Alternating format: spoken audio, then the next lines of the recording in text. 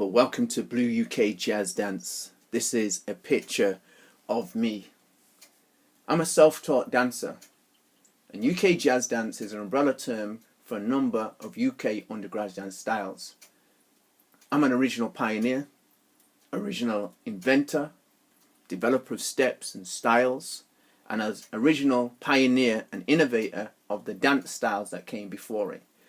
I came up into this world in 1964, my early learning 1964 to 1970. And I was taught by a Jamaican father, Grenadian mother, born in 1942, dad born in 1935. They were taught to improvise to the music of the day. They come to Britain, both of them in 1961.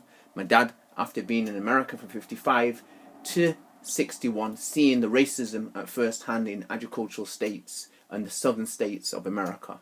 My mom was in Grenada as an individual. She came here at 17 years old in 1961. She hadn't travelled, but she's seen colonialization as a person. She came from a very impoverished family that were very focused about education. So was my father. My dad came from a family of 12. Mom came from a family of 5. They both came here as farmers. They both had been involved in agricultural studies. They had to live off the land, pigs, chickens, etc. So when they came here, they were given the label labourers because they were unskilled. They didn't have qualifications. They came to get qualifications and tried to become skilled workers was the aspirations, that was the vision, and that was the goals of my parents. And they wanted to improve the life of their parents who were living in impoverished conditions in their families in the countries they came from. Perspective. My dad was Jamaican, I told you. Mum was from Grenada. They came and they instilled in their children manners. They instilled in them self-management. They instilled in them self-management, self-leadership, self-growth, self-awareness, empathy. We had to have utmost respect for our elders and for ourselves and for our homes. My parents taught me about rotas from very early learning years. What happened, African diaspora kids, no matter where they lived, some people came here who live in the suburbs, some people came who live in the slums. I lived in the slums of Moss Side, Manchester. The slums picture that people think they have about black people, we weren't that archetypal of what was espoused out there. Poor, didn't know how to dress well, didn't know manners, we're uncultured, unstructured. All them things were spoken about. People came from the slums. There was some people like that, but the many people I knew from the Caribbean community, unstructured, no, not going to happen. Not going to happen. They had rotas because they came with farming values, attitudes, knowledge, experience, and skills how to live. They came here with resilience. They came with organising themselves. They had a focus.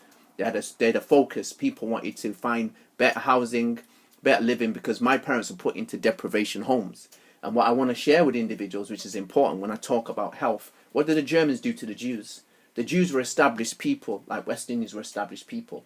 They put them into slums to make the rest of the Germans see them in that way, because the slums was seen as a place that was unstructured, a place that was uncultured. But it wasn't. The slums was a place where people got love. Slums was a place where people came together no matter their background. What happened? They supported each other. That's where people learn to support each other, value life, and appreciate and make a plan that to get out the slums is one. Everybody wanted to get out the slums. Everybody wanted something better, bigger and bolder to do in their life. And what happens is that's the place my parents learned love, the place I learned love, and where the Jews learned to love themselves and work together under the oppression that they faced. We faced oppression in them environments. So I want to share with individuals, this is a picture of me 2011, but I want to share with you what happened to me as a child. As a child, I was bullied badly. I was a person that came into the world with dyslexia. My dad had dyslexia unknown. My mum had special education knows. That led to increased stress and their immune systems going down. My father had illnesses unaware that it was because his immune system, so did my mother. They both had hypertension. They both ended up with angina because for years the parents did not know they had psychosomatic illnesses because of their undiagnosed special education needs. Have you got that? My father didn't find out till 70 he had dyslexia. I was on the verge. I found out in 41 because of my father, through him going into the arts. And both parents found out they had some form of special education needs from them engaging over and over again. My parents failed, just like me in education, but they kept going back. That is how they found out I had special education needs. How I found out special education needs, because my parents kept going back I kept going back to education. Do you understand? I'm a person that failed in education, unaware to the fact that as an individual, it was to do dyslexia. Now, where I excelled was in projects, where I basically had no exam, where I excelled, and when I went to engineering college, I went to do YTS engineering course for 6 years. Because I failed my O levels, I couldn't get an apprenticeship, and I couldn't get an apprenticeship. So one of the key things was they had YTS courses for people who didn't have O levels to get an apprenticeship. Do you understand? So I went on YTSs, and a YTS student from 81 to 86, and it was absolutely one of the greatest experience I could ever have. Because what it was, the government gave organizations minimal amount of money to pay a person to work for them as a YTS person, okay? And what happened was, the money came from the government. It didn't have to come from the company itself. All the company had to say, yes, we'll take you on, a no. So basically engaging me in tapping into basically creating amazing CV, amazing creative CVs to get into engineering companies. And engineering companies love to know that you came from leadership, you're a well-rounded person. So one of the key things that was big was sports. I played cricket, I played football. This was big in engineering firms because engineering firms had cricket teams. They wanted to know that you're capable of doing the work, etc. And from the beginning, I did a portfolio of my draftsmanship because I wanted to be in the RF pilot. So I was interested in mechanical engineering, aeronautical engineering, anything to do with engineering, making cars, designing cars, planes. I went back to ballooning. I went back to Leonardo da Vinci. I went back to Egypt, showing them the depth of interest I have in art and design, fashion design, etc. People got that. Now, one of the key things, I needed an activity that gave me confidence. Now, one of the number one activities that gave me confidence was dance and the performing arts. I excelled in these two activities, sports, performing arts, and actually doing events management and teaching other people. I need to really emphasize this. The key thing, I didn't realize that I was a really good dance teacher, a really good dance coach, a really good dance trainer from the beginning, and a good dance consultant, an events producer, events director, events manager. I never knew, and choreographer. I never knew that at the time. That started at 8 years old, and are relevant. I want to reference the Nicholas Brothers. Go and look at the Nicholas Brothers story. These two tap dancers, they learned, like me, to develop their own development of their dancing. So I came from the Jono Brothers. Me and my brother Mikey, an older brother, 3 years old, he was older than me. Me and him used to make dances up because we were exposed to a lot of dancing in my home, the community, but also on television. We were exposed to the best entertainers you could ever see in the 60s. I was born in 64 to 65. I was exposed to the best sportsmen. I was exposed to the best actors. I was exposed to the best films that stand up today. Back in the 60s, then in the 70s and the 80s, 90s, I was exposed to the best actors, singers, entertainment on television. We've seen it growing up. That is how I had the knowledge to self-train myself as a dancer. So I said to you, this is a picture of me. And it stands out the crowd as self-trained. As an individual, I went, trained myself and started to do formal jazz dance class, modern dance class, ballet, contemporary, all that. Ballet started from 1981 secretly because there was a lot of stigmas around dancing. So I kept it to myself. Right in the heart of Moss Side, I started in Moss Side Centre called 8411. There was a South African woman that taught girls. She had no males. I persuaded her to take me on as a male dancer because I had a one-man show. And I showed it her. She saw us like Sammy Davis Jr. or Gregory Hines, like a Nicholas Brothers. She said, I'll help you. And from there, I worked with her as an individual. And I went to other madams. Because one of the key things about sports, if you want to excel, you find different coaches who teach in the way that you teach. You want to be exposed to many different things, and that's what I did. I went to different madams. Besides her, I went to other different teachers that she was unaware of, and they also were my agents for the work I wanted to do. Do you understand? And I learnt different styles of learning, and all the madams I went to, they never had no black males in there, and some of them have no males. So this was a great thing in the sense of me opening a door for them to have black males is one of the things that I did. Because I had an exceptional musicality, exceptional physicality, and amazing self-determination to learn. That's what I had. I learnt a lot about the ballet world for 10 years. Then later on, about 3 years later in 83, I started to learn contemporary dance. Cut a long story short, I ended up being a co-founder of the first contemporary dance company in Manchester. And people wondered, how did I do that in 86? From 81 I started form, because people didn't know I was doing formal dance, wanting to be a stage jazz dancer, being musical theatre. From 81, 86, that was my focus in the RAF. I wanted to be an impresario. In the RAF, I said, right, I'm going to produce my own plays, do this, etc., etc. That's what I was interested in. I studied under a gentleman called Brian Morgan. He's dead now, of One Step Theatre. But for many years, Brian, I used to go to Abraham Moss College. He used to leave engineering college when I was on computers. I used to struggle with computers as an individual, and I skipped that class. And I used to go to drama with Brian Morgan. And I met my beautiful girlfriend from Bermuda. I met there as an individual, so I used to go there every afternoon. But I still passed the computer course, because what it was 8% theory and 20% physical, 20% practical.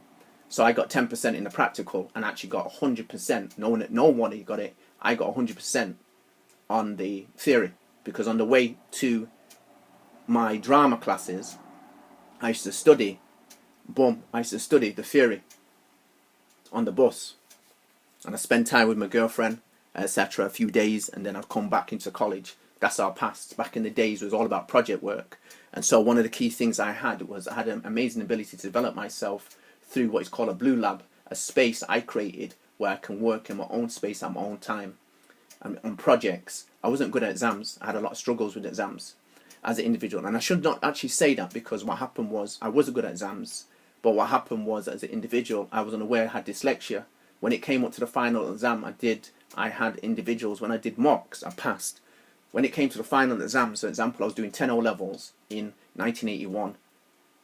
I got myself at bottom classes from 11 years old. They put me in bottom classes in my secondary school, told me I'd never be able to do exams. By the last year, I was in the top classes and everything. Put myself into 10 O-levels, passed all the mocks, failed in the final test. And why I failed? Because a number of key things. I was unaware of how stress impacts me as a person with dyslexia. That's right. What happens is, like, my mind went blank. That's what can happen. So stress, going into anxiety, it can take away knowledge from you. And that's why some people have stage fright, some people exam fright. I had exam fright. So for 6 years, I was doing O-levels and I failed them every time. Did the mock, I passed. When it came to the final exam, I failed. It was due to unawareness of my dyslexia and how it works. Has everybody got that? It's important. Stress is important, but you have to know what impacts on stress and what you need to do. You have to know what impacts on it, and I did not know.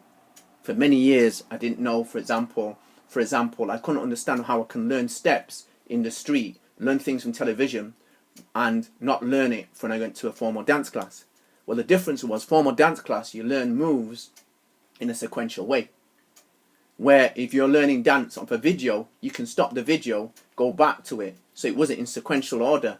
What it was, I was watching patterns on the video, said, right, that's a move, that move, and I put it together, problem solving that way. When you're sequential class, you have to remember everything in order. Well, through my dyslexia of short-term memory, I wasn't remembering anything. And that caused frustration, that caused anxiety. Do you understand? The same thing happened in drama. Same thing happened in drumming. When master drummers came and worked with me, they gave me a complex sequence. I couldn't remember it. So I felt bad about it. But what happened, I went home and worked on it over. I had tapes on the drumming and I had video. What happened, I didn't use video at first for dance because I never knew to do video to learn from as an imperative way to learn. I had videos, but I thought I had a bad memory. That's what I thought. But I realized what happened was, later on, I used to go back and watch the videos over and over again and learn my steps in sequential order. It's like I could see patterns in the sequence of the dances and I put them together myself in the Blue Lab. Do you understand? So I always had problems when I went to Manchester Youth Dance Centre from 83 to 86. I never remembered a routine going across the floor. But what happened, I came up with a plan. What happened, I always go last.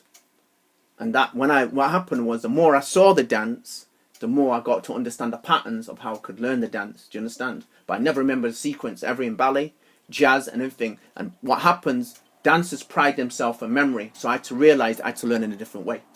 That's how simple it was. And I embraced it.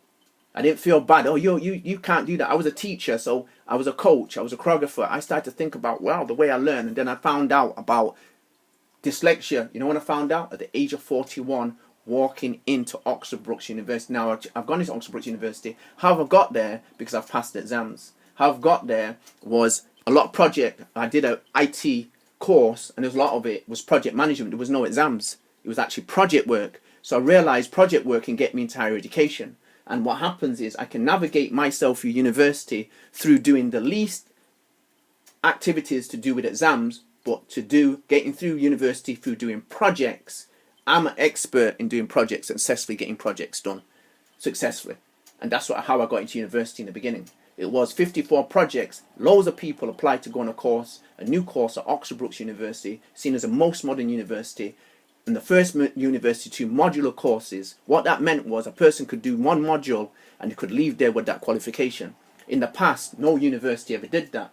So I went to this university because it allowed me to actually, all the vocational work I've ever done, it allowed me to gain qualifications, to create a degree on the back of my original learning. So basically I did arts management, administration, and business management. I had no qualifications in this, but I had a wealth of 30 years of vocational experience. And I got qualifications in team building, critical thinking. Do you understand what I'm saying? Business innovation, economics. These things I'd done from a vocational perspective or engaged in, but never got academic studies. And I wanted to shape the new generation of dancer. The new generation of dancer, they have to have business innovation and enterprise knowledge, which takes me on to a beautiful thing. They must be able to look at their leadership in different perspectives. So this is me as a dancer. I'm as an individual coming back. I've been a dance leader and a dance drummer.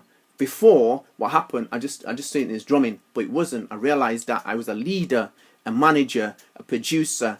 I could teach people around leadership, what it takes to lead people, manage people, develop people is one of the key things. I was a coach. I'm a consultant as an individual. One of the key things I was able to show as an individual, I was able to lead people through recovery and rehabilitation because I'd done it. This is me, a picture of me having blood poisoning. This was a side effect of what happened to me.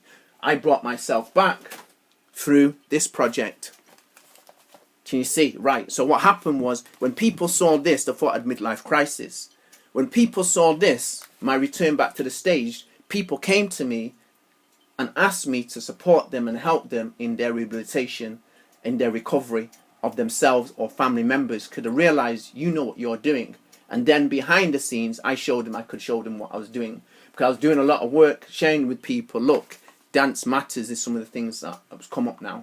So what happened was, in the society at large, people realized I was a professional dancer who had a wide range of knowledge, experience and skills on leading myself, managing myself, developing myself and developing others and organizations what came up. And what's in the society at large has been, I've got awards given to advanced dance leaders. So example,